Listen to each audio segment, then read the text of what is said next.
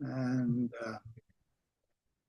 so good to see everyone again. And then last time we finished off in chapter 5, and we had gone down to verse 4. And we'd thought about a little about this feast that they were having. And we saw that the Cyrus and his army was outside the doors, and Babylon thought it was pretty secure. And in normal ways, it would have been pretty secure.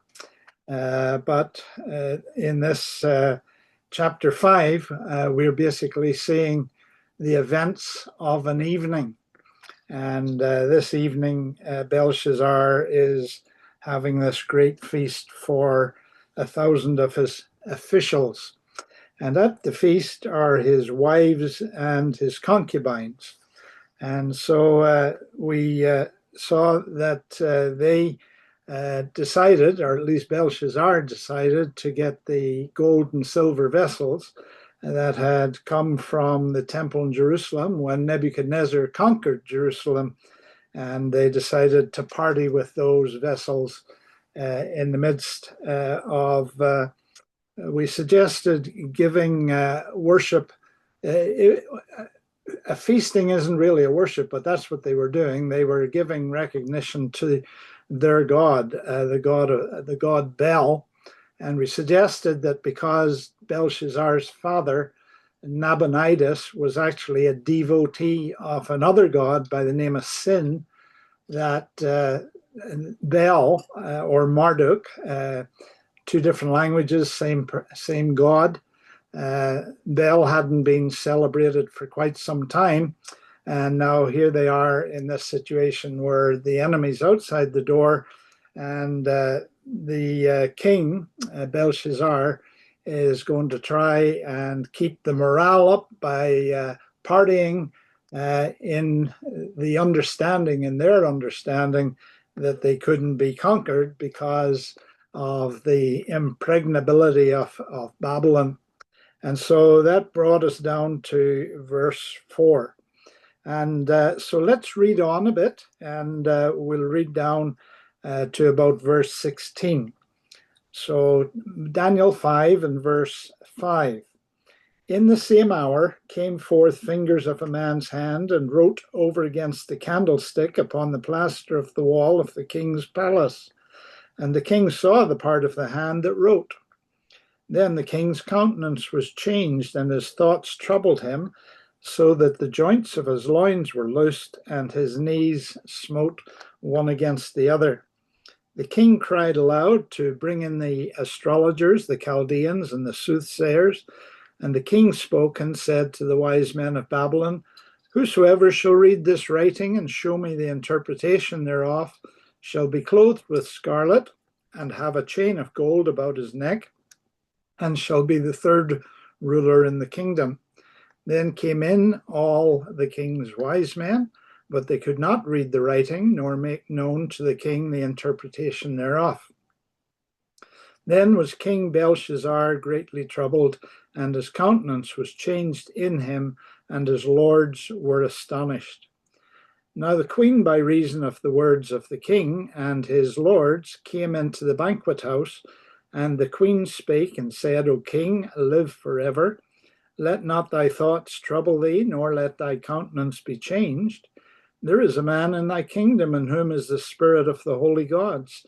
And in the days of thy father, light and understanding and wisdom, like the wisdom of the gods, was found in him, whom the king Nebuchadnezzar, thy father, the king, I say, thy father, made master of the magicians, astrologers, Chaldeans, and soothsayers. For as much as an excellent spirit and knowledge and understanding, interpreting of dreams, and showing of hard sentences, and dissolving of doubts, were found in the same Daniel, whom the king named Belteshazzar, now let Daniel be called, and he will show the interpretation. Then was Daniel brought in before the king, and the king spake and said unto Daniel, Art thou that Daniel, which art of the children of the captivity of Judah, whom the king my father brought out of Jewry? I have even heard of thee that the spirit of the gods is in thee, and that light and understanding and excellent wisdom is found in thee. And now the wise men, the astrologers, have been brought in before me, that they should read this writing and make known unto me the interpretation thereof, but they could not show the interpretation of the thing. And I have heard of thee that thou canst make interpretations and dissolve doubts. Now, if thou canst read the writing and make known to me the interpretation thereof, thou shalt be clothed with scarlet, and have a chain of gold about thy neck, and shalt be the third ruler in the kingdom. And so once again, the Lord will add his own blessing to the reading of his word. And so we have this little phrase, in the same hour. And the idea is immediately or suddenly. That's the idea. We see that phrase used back in chapter 3 and verse 6. It says, in the same hour. Oh, it's not verse 6. Just a second. I got the chapter 4.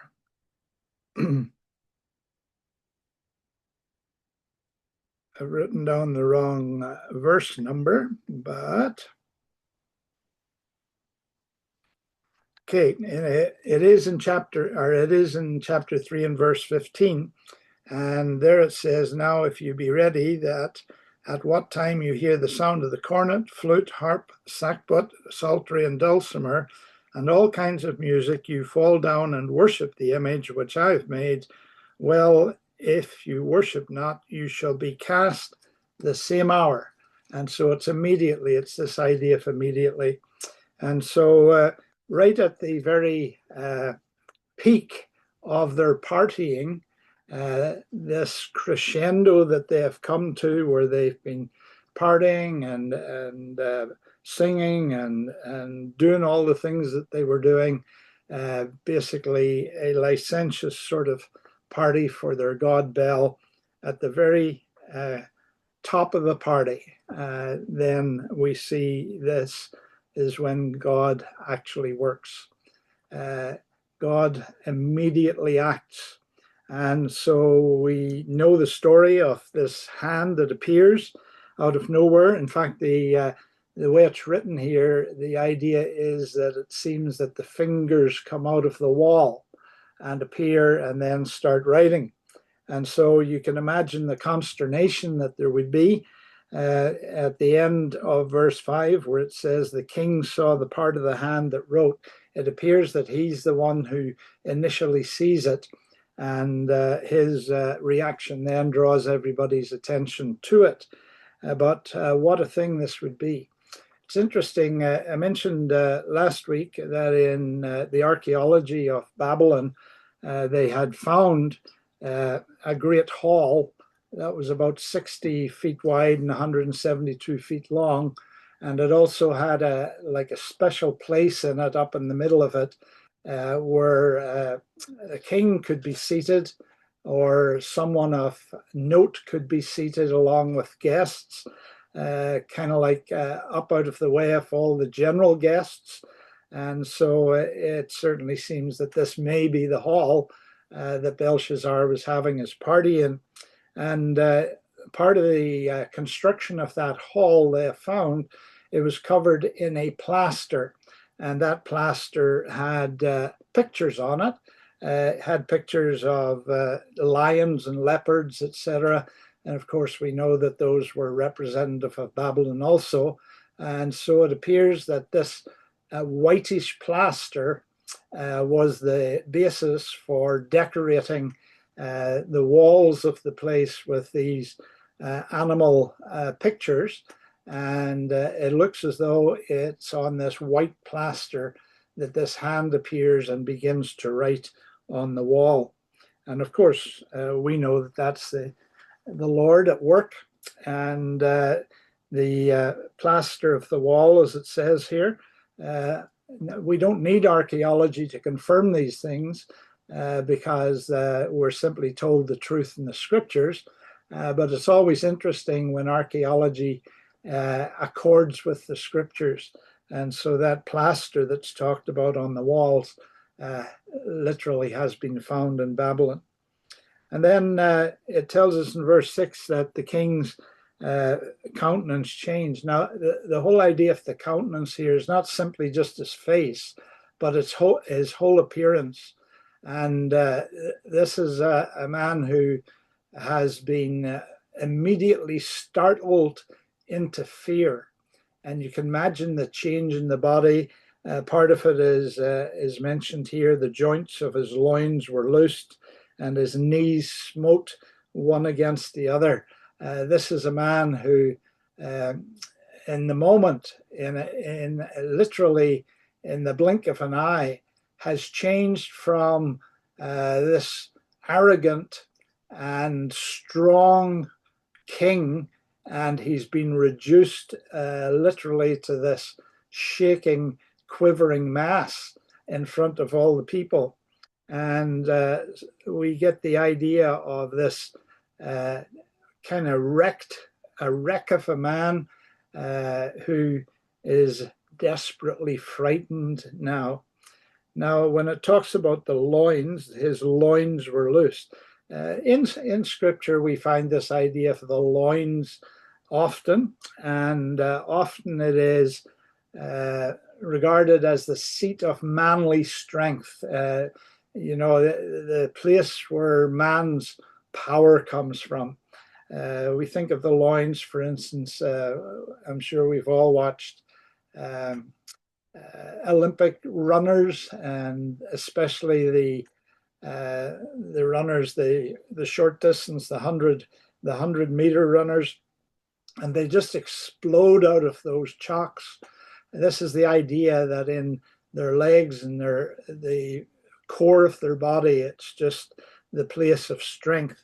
And of course, we see that the use of this idea in other places in Scripture. And so, for instance, in Job 40 and verse 16, don't need to turn there, I'll just read it. It talks about Behemoth, this great animal that is being talked about. And it says, he eats grass as an ox, but his strength is in his loins, and his force is in the navel of his belly. So again, it's the core strength that there is. And so later on, we find phrases like gird up the loins, and Paul uses it even of the mind, gird up the loins of your mind. In other words, get that strength going, and you summon the reserves of strength in your mind as far as Paul is concerned. And so we have this problem because the king sees this, and he is immediately frightened into action, and his first response is to call for the wise men. And so he calls the astrologers, the Chaldeans, and the soothsayers. And in verse 8, it says, then came in all the king's wise men. I mention that because previously when these men are listed, we usually get 4 groups. And here we just have 3, the astrologers, the Chaldeans, and the soothsayers. But it's not that the 4th group wasn't there. Certainly it says in verse 8, when all the wise men came in. So it's simply just what the king said. Call all these people, I need them. And so the king spoke and said to the wise men of Babylon, whoever can read this writing and show the interpretation. So right through this whole passage, we're going to get these 2 things. Number 1, who can read it? And then number 2, who can interpret it? And of course, we'll see that the wise men cannot. Now, why? Apart from the obvious fact that you have this supernatural thing that's happened, that this hand has appeared and written on a wall, apart from that, which would be shocking in its own right, what else could it be that has reduced Belshazzar to this quivering mass of fear? and literally shivering and acting like a jelly there because his knees are banging together. What a picture of this man. What else could there be? I wonder if perhaps, we're not told this, but I wonder if perhaps he suddenly realizes that this could be related to having brought the temple vessels and then desecrated them in his feast. Because as we'll see a little later, I think Belshazzar has enough knowledge from Nebuchadnezzar's time of the God of Israel and what the God of Israel has done to realize that in taking these vessels and misusing them, he is really setting himself in direct opposition to the God of Israel. And I wonder if this is part of what has reduced him in fear here. Some people suggest that he's fearful because it suddenly dawns on him about this great army outside the walls with Cyrus. Well, I don't think it's that. I mean, he knew they were outside the walls when he decided to have a party, and he was whooping it up in the party, and he wasn't concerned about the army outside the walls at all. And so I would suggest that what's dawning on him is that this is the God of Israel at work. I mean, how else do you get a disembodied hand that comes and writes on a wall? I mean, even though they believed in gods and there was witchcraft and some of their advisors were soothsayers, that's like astrologers, yet they wouldn't have known anything like this in Babylon. And so my suggestion is that not only is it the shock of this supernatural event, but it's also a growing or sudden realization that the God of Israel may be at work here. And so Belshazzar promises three very significant rewards for anybody who can both read and then interpret what's on the wall. And so the three things are the to be clothed in the King James it says scarlet, but it's really purple, and it has to do with the color that royalty wore. In other words, this is something that is now so important to Belshazzar that he is willing to have anybody, it doesn't matter who it is, it doesn't have to be one of the wise men, it can just be anybody, and he's going to accord royal things that signify royalty, and he's going to give that as a reward. So that's the first thing, be clothed with purple. And then the second thing is to have a gold chain about the neck. Of course, this idea of the gold chain is the idea of authority. And we see it, or we see an example of that way back in Genesis with Joseph. And so in Genesis chapter 41 and verse 42, it says, we'll start in verse 41, and it says, Pharaoh said to Joseph, see, I have set thee over all the land of Egypt. And Pharaoh took off his ring from his hand and put it on Joseph's hand, and arrayed him in vestures of fine linen, and put a gold chain about his neck. And so this is a second indication of the seriousness of this matter for Belshazzar. First of all, he's going to clothe the person in purple, the royal color, and then he's going to give him the symbol of authority, which is the gold chain. And the third thing he says, and shall be the third ruler in the kingdom. Now, we have already dealt with that at length. You'll remember that Belshazzar is not the ultimate king. His father Nabonidus is actually the king. But as we talked about the changing of the guard after Nebuchadnezzar, and we eventually got down to Nabonidus, Then we find out that Nabonidus spent a lot of time away from Babylon and named Belshazzar as his co-regent.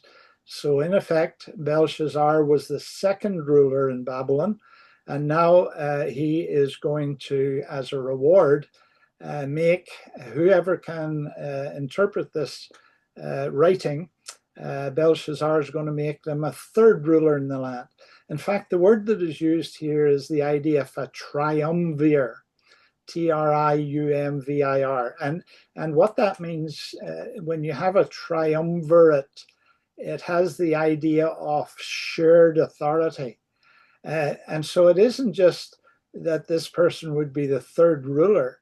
This is the third person in a three-person authority over the whole of the empire. This isn't someone who is necessarily subservient to the others. The idea that is given here is that this person will actually be on an equal footing with the first ruler and the second ruler, and together then they would rule the empire, just as Nabonidus and Belshazzar are equal sharers, if you like, in the rule of the empire. When Nabonidus is away, Belshazzar is fully king. And that's what we saw when Belshazzar was named in verse 1. Belshazzar the king, not the second king, not the co-regent, but Belshazzar the king. So in effect, this great honor that would be bestowed on whoever can help Belshazzar at this point is to basically make them a king. You have three kings together in cooperation in ruling the kingdom. And so this, you can see the seriousness with which Belshazzar is taking this. In his fear and in his fright, he's willing to give away much of value in the kingdom just to be able to understand what's going on the wall. And so we have this in verse 8, as we expect, then came in all the king's men, but they could not read the writing nor make known to the king the interpretation thereof. It's interesting because those who know the languages, the ancient languages, suggest that when Daniel actually interprets it, both reads it and interprets it, they suggest that it is a form of Aramaic. And that was a language that was used. It was a common language. And so the question is, well, why couldn't the wise men at least read it, even if they couldn't interpret it? And so we're not sure on that, but certainly it seems that what will be written on that, what we will see written on the wall, has some relation to the Aramaic language. But in whatever form it is, Daniel will be the only one who can both read it and interpret it.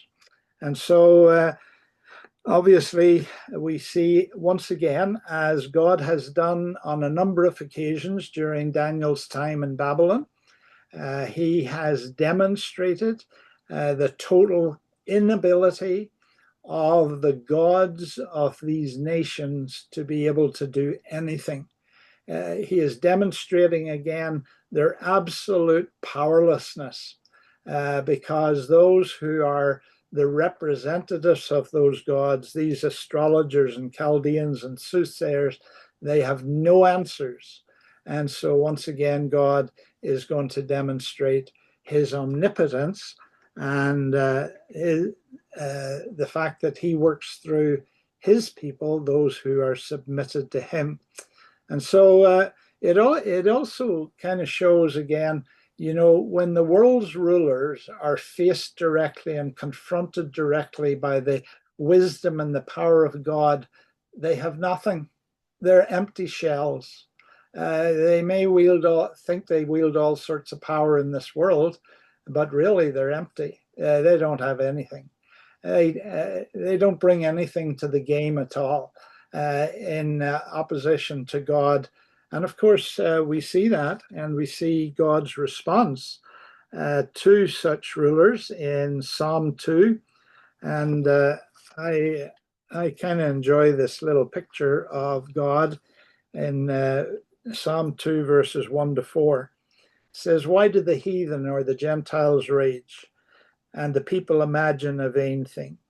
The kings of the earth set themselves, and the rulers take counsel together against the Lord and against his anointed, saying, Let us break their bands asunder and cast away their cords from us, and he that sits in the heavens shall laugh." I can just imagine God sitting on the throne and just laughing at them. Their weakness, the absolute inability in the face of the power of God. And it says, "And the Lord shall have them in derision." You know, all these people that are going around, that are in the world, you think of the European Common Market, you think of the World Economic Forum, you think of these prime ministers and presidents of countries, and they're just a bunch of useless people before the power and the wisdom of God. And so God's going to do that again. He's going to demonstrate his great power and his wisdom. And of course, he's going to use Daniel among these people. Now, it's interesting because here we have in verse 9, King Belshazzar troubled, and his countenance changed in him, and his lords were astonished.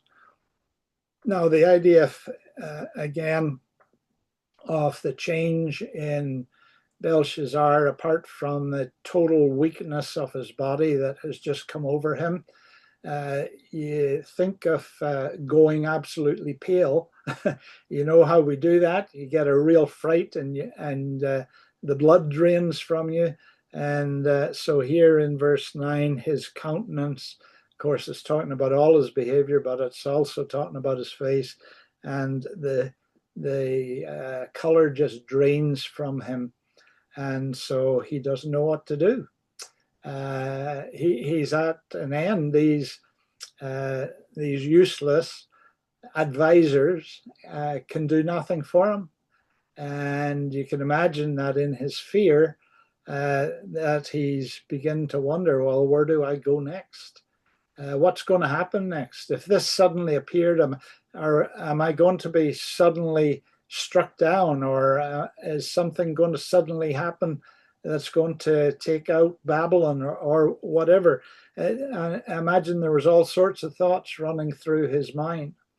And in verse 10, we find that it says, "Now the queen, by reason of the words of the king and his lords, came into the banquet house, and the queen spake." And we'll see what she says in a moment. But what queen?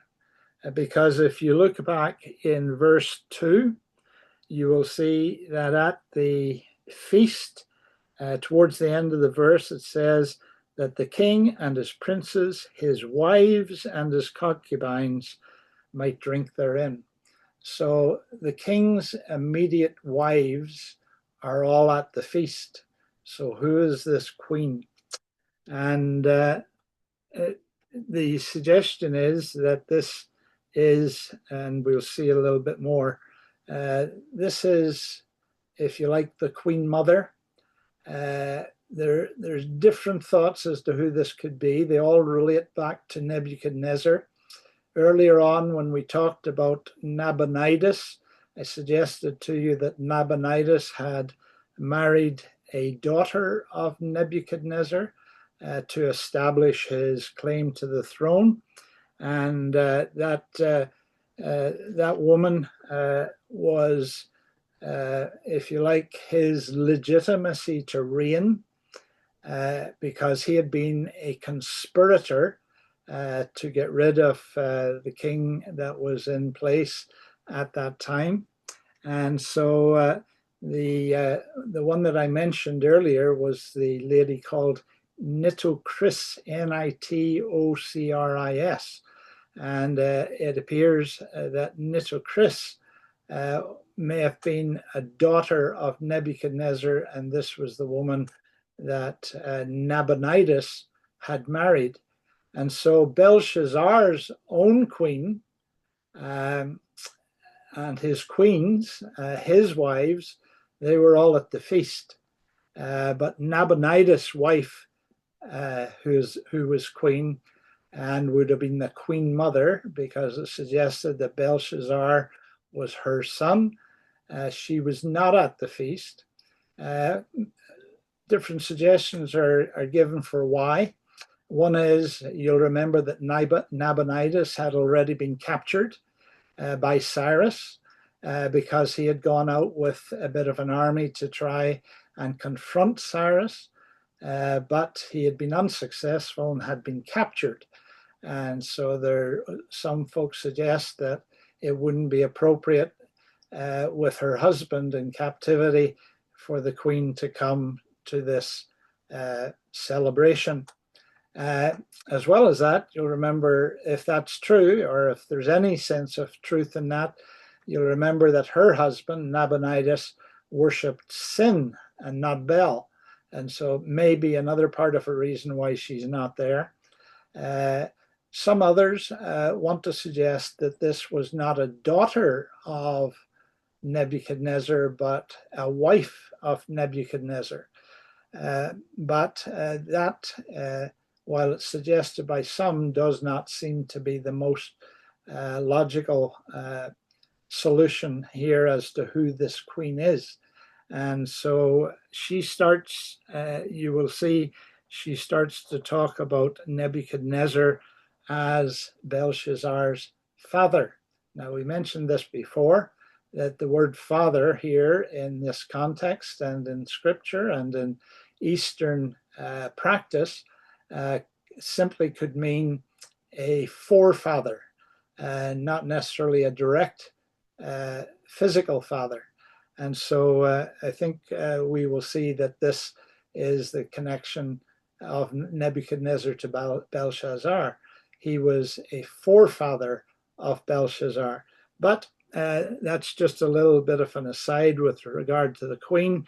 Why was this queen not there?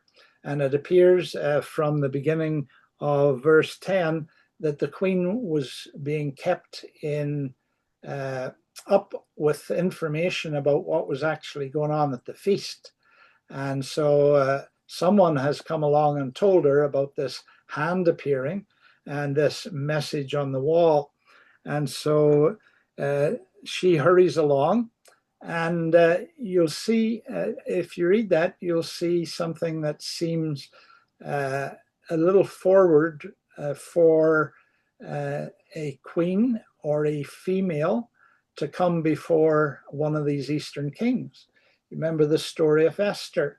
I mean, Esther couldn't just turn up in the king's throne room, and it was taking a risk to turn up in the king's throne room, and it was dependent on the king giving the indication that she could come forward and speak to him.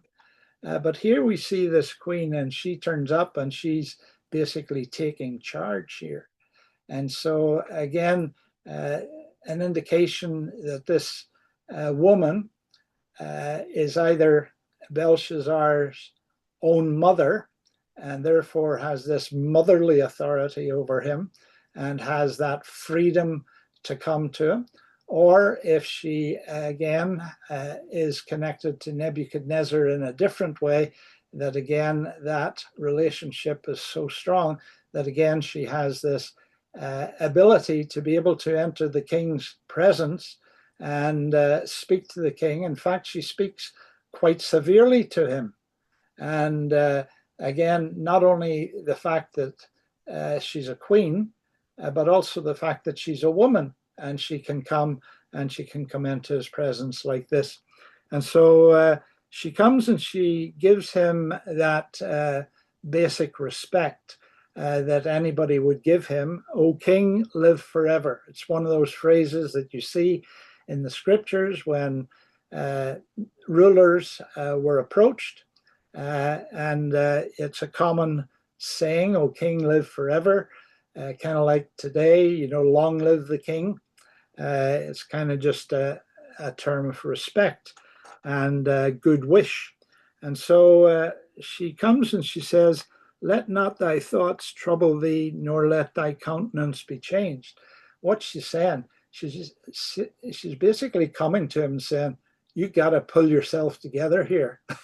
You're the king. Uh, and you're in front of all these people. Kind of pull yourself together." If we can say it in another way, in a way that might be more understandable for us today. So let not thy thoughts trouble thee, nor let thy countenance be changed. And then she introduces a solution for the king. And she says, "There's a man in thy kingdom," verse 11, "in whom is the spirit of the holy gods." Now, there's a man in thy kingdom. It's almost a little bit of a rebuke to Belshazzar, but it's sort of understandable. Daniel at this time is in his mid-80s, 84, 85, somewhere in there. And there's been, as we saw when we went through all the kings and all the history after Nebuchadnezzar, there's been these changes of administration. And you know what happens in changes of administration? Those who are in charge tend to put their own people in places of importance. And people who were in the previous administration, they're maybe not trusted, or they're maybe it's maybe thought that they would kind of like what's been talked about for the last few years in the US, the deep state, who are there and they're going to mess up everything that the new people in charge are doing. And so it seems as though perhaps Daniel was kind of sidelined, probably still serving in some way or another, but sidelined. And the subsequent kings would have their own favorite, if you like, astrologers and Chaldeans, etc. And so even though Nebuchadnezzar had made Daniel the master of the magicians, at this point it doesn't appear that he is acting in that capacity. And so when the various wise men are called, Daniel is not among them. And now whether he was kind of semi-retired or retired and basically just living out the rest of his life there in Babylon, we don't know, but certainly we do know that he's not among this bunch that come when they're summoned by King Belshazzar. And it's almost a little bit of a rebuke from the queen to Belshazzar. There's a man in your kingdom. In other words, maybe a backhanded way of saying, there's a guy in your kingdom who's better than all this bunch. Why don't you have him in place? And so she tells them about Daniel. And she uses the same sort of language that Nebuchadnezzar used of Daniel. You'll remember that Nebuchadnezzar on a number of occasions says that Daniel is a man in whom is the spirit of the holy gods. And that equated to the idea of the spirit of the holy God, that is the Holy Spirit, who is of the God of Israel. And so the queen comes, and she would be very familiar with what Daniel had previously done. Both, either if she was Nebuchadnezzar's wife or if she was his daughter, she would be aware of what happened during her father's reign, and was very aware of Daniel. And so she is there to suggest Daniel. Just an aside, Nebuchadnezzar did have a wife who was probably his primary wife. She was called Amytis, Amytis, and it was for Amytis that he built the Hanging Gardens, that Babylon is famous for.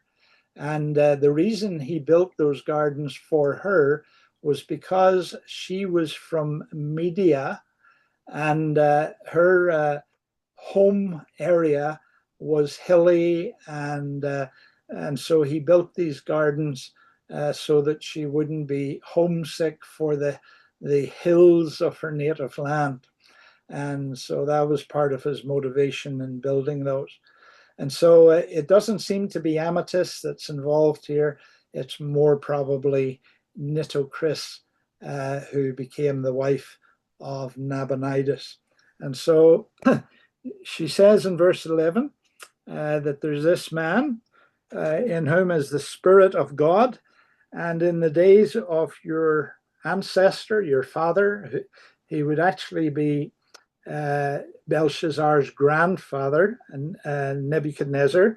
In the days of your grandfather, light and understanding and wisdom, like the wisdom of the gods, was found in this man, whom the king Nebuchadnezzar, thy father or ancestor or grandfather, the king, I say, thy father, made master of the magicians, astrologers, Chaldeans, and soothsayers. Do you think the queen has something she's trying to get across here? I mean, that's 3 times that she has mentioned in the days of your father in this one statement. It says, in the days of your father, light and understanding and wisdom. And then she says, Nebuchadnezzar, your father, the king, I say, your father. I mean, Belshazzar knew who he was. He knew she was talking about Nebuchadnezzar. She just named Nebuchadnezzar. So what's the point here? The point is you're acting in a way that was inferior to your grandfather. Nebuchadnezzar was the great king. And as the great king, he made use of this man, Daniel. And you'll notice too that she calls him Daniel. We'll talk about that in just a second. And so here she is basically telling off her son. You know, if you'd had enough wits about you, boy, then you would have made use of this man, because Nebuchadnezzar, who was your forefather, who was your grandfather, he was the great king, and he made use of this man and held him in high esteem because the spirit of the gods, the holy gods, was in him. And so as well as giving him advice, she's kind of backhandedly telling him off. And so then in verse 12, she gives Daniel's character. She says, for as much as an excellent spirit and knowledge and understanding, interpreting of dreams and showing of hard sentences, that is, explaining difficult writings or thoughts, and dissolving of doubts. The idea of doubts here is knots, a problem that is so knotty that it takes effort to open up the knots and get understanding. That's the word that is used here when it talks about doubts. And so she is going over Daniel's resume. This is a man who is full of an excellent spirit and knowledge and understanding, and he can sort out these issues. And so it says they were found in the same Daniel, whom the king named Belteshazzar. Now let Daniel be called, and he will show the interpretation. So it appears that over the years, the Babylonian name has receded into the distance somewhat, and even the queen generally calls him Daniel by his Hebrew name. And so it appears that, or we can suggest that because of what God has done through him and how God has used him, that his allegiance to his God has come to the fore in his name, rather than him being saddled with the Belteshazzar, that makes him, if you like, a servant of Bel, because that's how his name begins, Belteshazzar.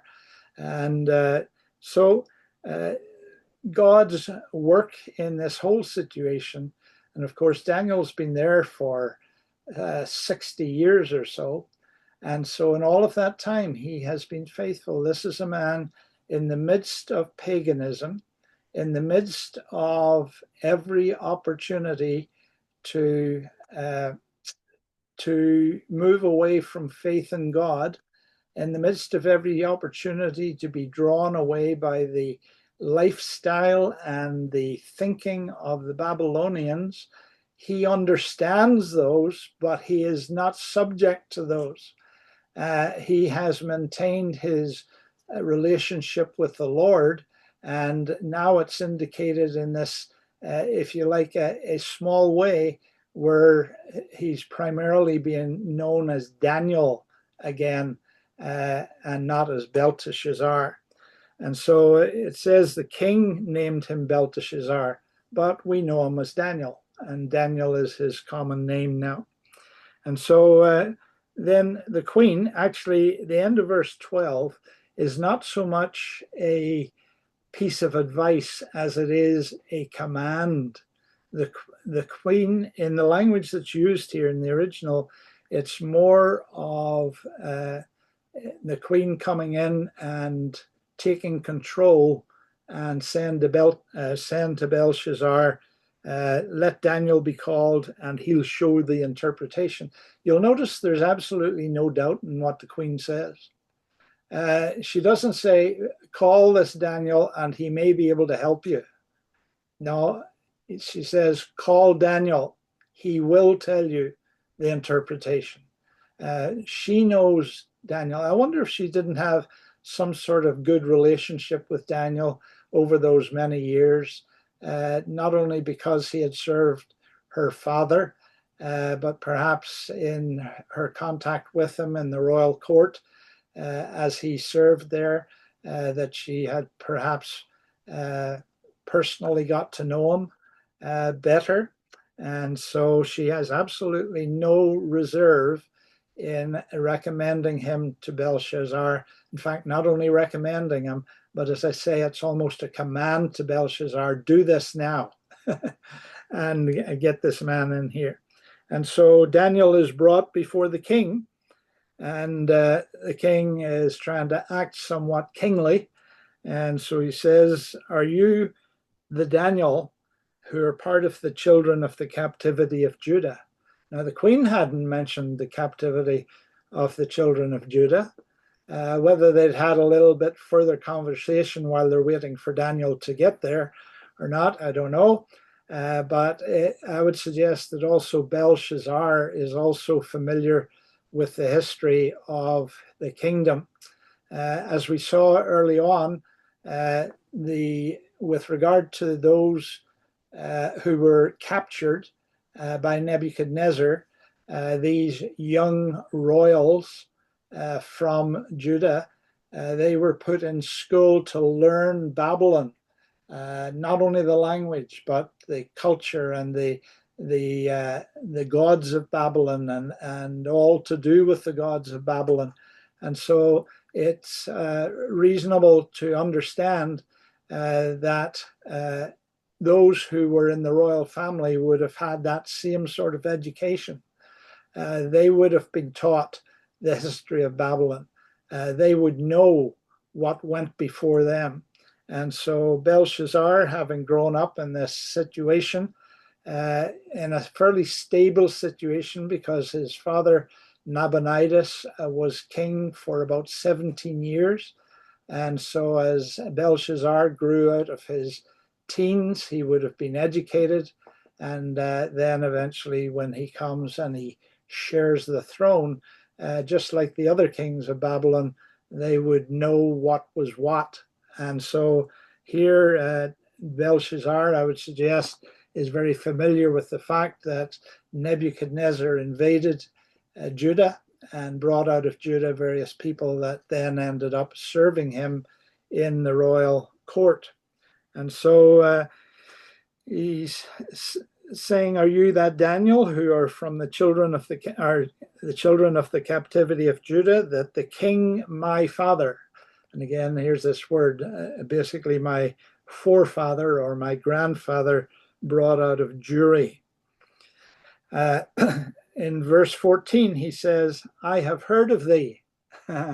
Okay, so it appears he hasn't had him actively serving in his court in any significant way, but certainly he had heard of Daniel. And again, comes back to the education with regard to the history that any king would need to know of what has happened in the kingdom.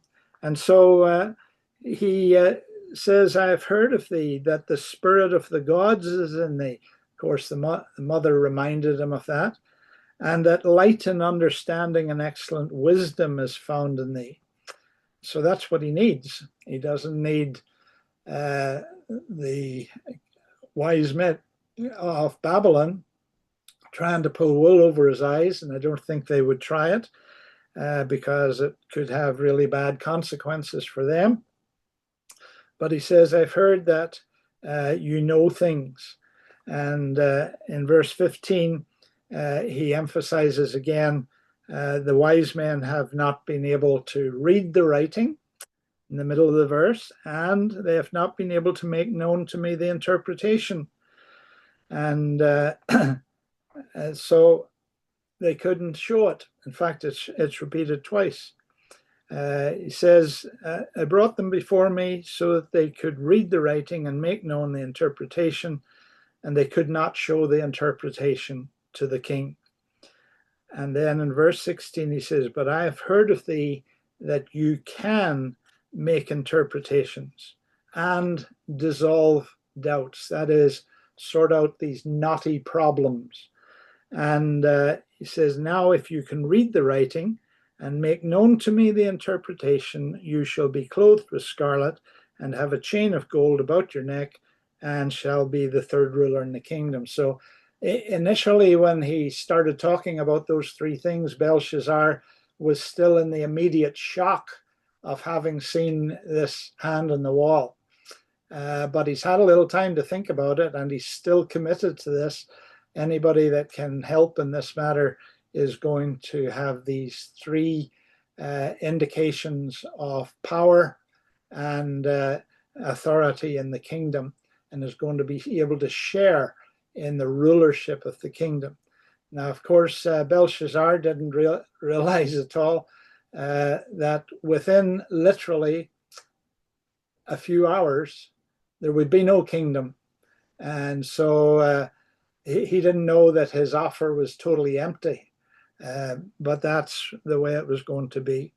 And so we're going to stop there for tonight, just to notice in verse 17, as we do stop, that Daniel is a little bit like Elisha. Remember Elisha when Naaman came and he had all sorts of gifts to give to him if he could be healed, and Elisha refused it all. He wasn't going to be, nobody was going to be able to accuse him of making money out of his service for God. And so he refused everything. And you'll remember the unfortunate thing that happened is that his servant, he by deceit and trickery went after Naaman and got a portion of that, and then it ended up with the results of his deceit, because he inherited the leprosy that Naaman was cleansed of. So here we have another servant of God, and in verse 17, Daniel says, keep your gifts. You know, I don't need any of that stuff. And so he says, before the king, let thy gifts be to thyself and give your rewards to another. Yet I will read the writing to the king and make known to him the interpretation. You know, it's interesting because previously we saw Daniel consulting the Lord on these things. But here we have a situation where I think Daniel realizes this is God at work, and God has something to say to this king. And the very fact that it was such a mysterious thing to have a hand appear and write on the wall it's obviously God at work. And so Daniel has no reluctance about saying that I will read it and I will interpret it for the king, because he knows that God is in it. And we need to have that same sort of confidence in our God as we serve him. And also, again, that character of Daniel is always there, even though for a time it appeared to be in the background. Yet it's interesting that in times of distress or crisis, even unbelievers who have ignored believers or have put down believers, there's all sorts of people can testify that in time of crisis, those same unbelievers will come and they'll search out believers because they know that they have answers, and they know that the God of the believer, there's something different about them that this God does in them, and they can see it. And in time of crisis, often they will come and seek out the believer for help. So we'll end there, and I'll pray, and then if there's any thoughts or comments, we can have those. Gracious Heavenly Father, once again,